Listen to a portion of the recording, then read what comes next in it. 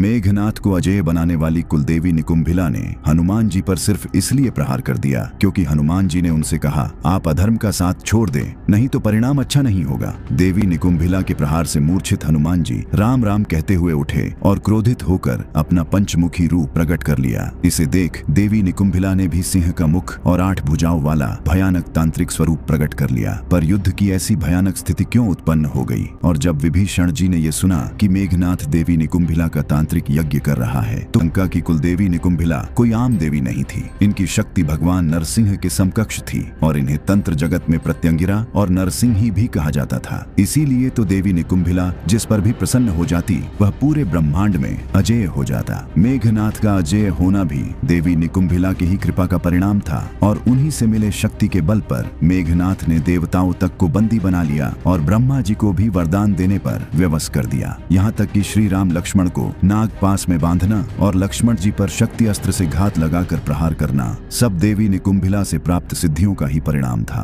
पर जब जब मेघनाथ का सामना हनुमान जी से हुआ तो देवी निकुंभिला भी उसे विजय नहीं दिला पाई और इसी बात से तिलमिलाया मेघनाथ सीधे सीधे देवी निकुंभिला से ही हनुमान जी को युद्ध में परास्त करने को बोलने लगा। जब विभीषण भागे भागे श्री राम के शिविर में पहुंचे, अनर्थ होने वाला है। मेघनाथ लंका की गुप्त निकुंभिला गुफा में प्रलयंकारी यज्ञ कर रहा है। वह अपनी कुलदेवी निकुंभिला को प्रसन्न कर रहा है। यह कोई साधारण देवी नहीं है, यह प्रत्यंगिरा है, अथर्ववेद की साक्षात शक्ति, सिंह का मुख और नारी का शरीर। अगर मेघनाथ यह गोपनीय यज्ञ पूरा कर लेगा तो उसे एक ऐसा मायावी रथ मिलेगा जिस पर सवार होने के बाद उसे त्रिदेव भी नहीं मार सकेंगे। वह अजेय हो जाएगा। यज्ञ भंग करना होगा और श्री राम की आज्ञा लेकर हनुमान जी, लक्ष्मण जी और विभीषण जी एक विशाल वानर सेना के साथ उस गुप्त गुफा तक पहुंचे।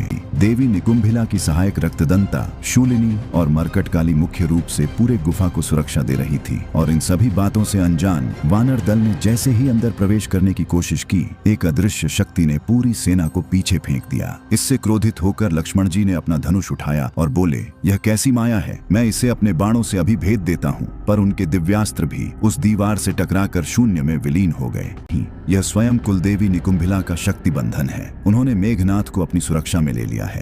इस कवच को भेदना असंभव है। यह सुनकर वानर सेना में भय की लहर दौड़ गई। तब हनुमान जी ने कहा, ऐसी कोई शक्ति नहीं जो श्री राम का कार्य रोक सके, और जय श्री राम का उद्घोष करते हुए अपना रूप विशाल किया और अपने गदा से गुफा की ओर एक शक्तिशाली प्रहार किया। और तब हनुमान जी के समक्ष हुई रक्तदंता, शूलिनी और मरकटकाली। हनुमान जी का इन तीनों से भयानक युद्ध शुरू हुआ। पर इन तीनों की तांत्रिक शक्ति के सामने हनुमान जी कमजोर पड़ने लगे तो उन्होंने तुरंत ही श्री राम को स्मरण किया और तब हनुमान जी में एक नई ऊर्जा का संचार हुआ। फिर उन्होंने अपने गदा के एक ही प्रहार से तीनों को परास्त कर दिया। देवी निकुंभिला इतनी क्रोधित हो गई कि वे तुरंत ही हनुमान जी के सामने प्रकट हो गईं। देवी निकुंभिला को देख हनुमान जी ने हाथ जोड़कर प्रणाम किया और विनम्रता से कहा, हे देवी, आप मेघनाथ की रक्षा करके अधर्म को बचा रही हैं। आप हमारे और मेघनाथ के बीच से हट जाइए। तुम लोग मेरे रहते मेघनाथ को परास्त नहीं कर पाओगे। तब हनुमान जी ने कहा, आप अधर्म का साथ छोड़ दे, और बोली, चुप हो जा वानर, जो मेरी शरण में है उसकी रक्षा मेरा धर्म है। तू मुझे धर्म सिखाएगा, लौट जा यहाँ। हनुमान जी ने दृढ़ता से कहा,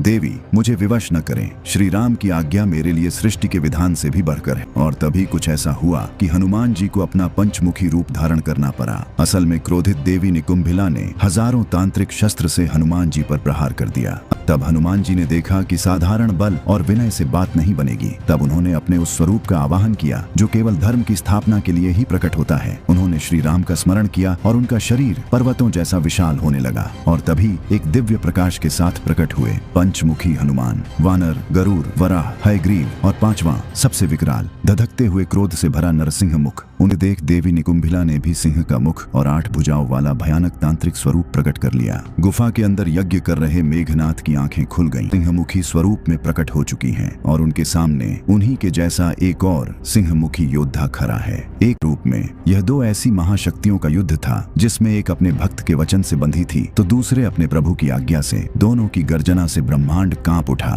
देवी निकुंभिला अनेक तांत्रिक मायावी शस्त्रों से हनुमान जी पर प्रहार करने लगी, पर अब हनुमान जी पर इसका कोई भी प्रभाव नहीं पड़ रहा था। तभी हनुमान जी ने भी अपने गदा से एक भयानक प्रहार देवी निकुंभिला पर किया और इसे रोकने के लिए देवी निकुंभिला ने भी अपने सबसे शक्तिशाली गदे से हनुमान जी पर प्रहार किया। पर ये क्या, हनुमान जी की गदा से टकराकर देवी निकुंभिला की गदा ऐसे बिखर गई मानो कांच पत्थर से टकराया हो और उन्हें ये समझ आ गया कि हनुमान जी कोई आम वानर नहीं, ये तो सर्वोच्च शक्ति है। मैं तो अपने भक्त के वचन से बंधी थी, पर आपकी भक्ति के आगे मेरा प्रभाव शून्य है। मैं आपकी शरण में आई हूँ, मेरी रक्षा करें। इस पर हनुमान जी ने कहा, आप बस हमारे और मेघनाथ के बीच से हट जाइए। और इस पर देवी निकुंभिला ने कहा, मैं ऐसा ही करूंगी हनुमान। पर यह